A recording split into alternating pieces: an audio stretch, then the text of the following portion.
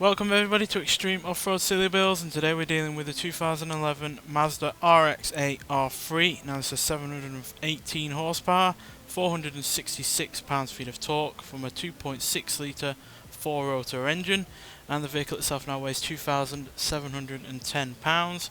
Now has off-road tyres, all-wheel drive and off-road suspension, and it can do 0 to 16 2.428 seconds, 0 to 105.323 seconds, and going to a top speed of 236 miles an hour. So yeah, clearly a car that was never meant for going off-road, and yeah, it's not by any means the most powerful vehicle we've had on this series, but hopefully that lack of weight and the reasonable amount of power while having that responsive wankel rotary engine will prove effective. So let's see if that's going to be the case. Now obviously the all-wheel drive is not something it was meant to deal with either, and we've got a lot more power than we had originally as well. More than twice the power in fact.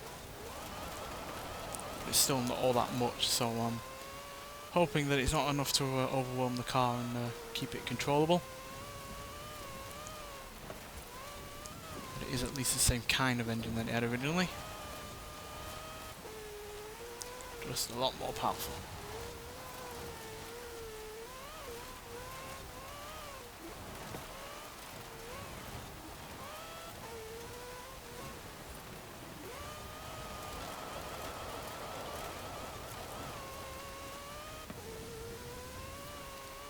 Certainly a car with a stark contrast in power compared to the Toyota that we had in the previous episode, which had more than 1600 horsepower,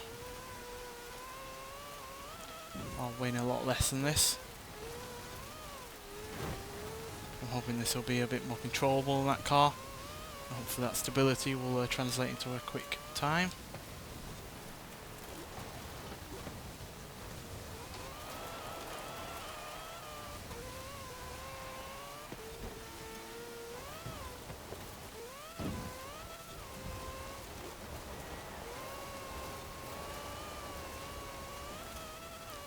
Handling the all-wheel drive system a lot better than I expected.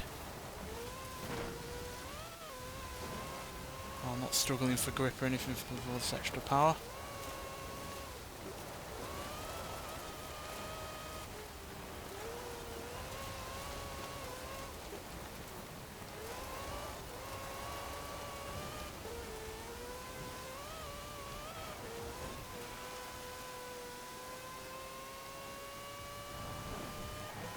Not anywhere as quick across the finish line, but with a time of 2 minutes, 0.5 seconds, 0.219. It's not all that far off the Toyota Sprinter from the previous episode, and considering this has less than half the power of that car, and yeah, nowhere near as lightweight, to be less than a second behind it.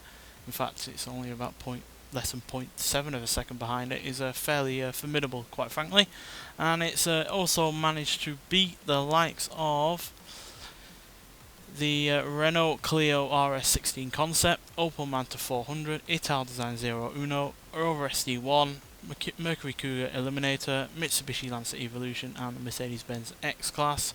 And it's slightly behind the Ford Transit Super Sport Van, Quartz Regalia, and the Honda Civic Type R. So yeah, pretty decent really. It handled the all-wheel drive system far better than I was expecting. It was still just as agile as a car is in real life, with its only rear-wheel drivetrain, and yeah, it managed to deal with the power okay. The off-road elements alright. It was an all-round solid vehicle, just didn't quite have that extra oomph to really make it a faster vehicle on this series. But yeah, that's a really respectable time, especially considering again it's dealing with way less power than most vehicles on this series, especially in comparison to modern cars from around the same period as this. So yeah, really rather impressed by it.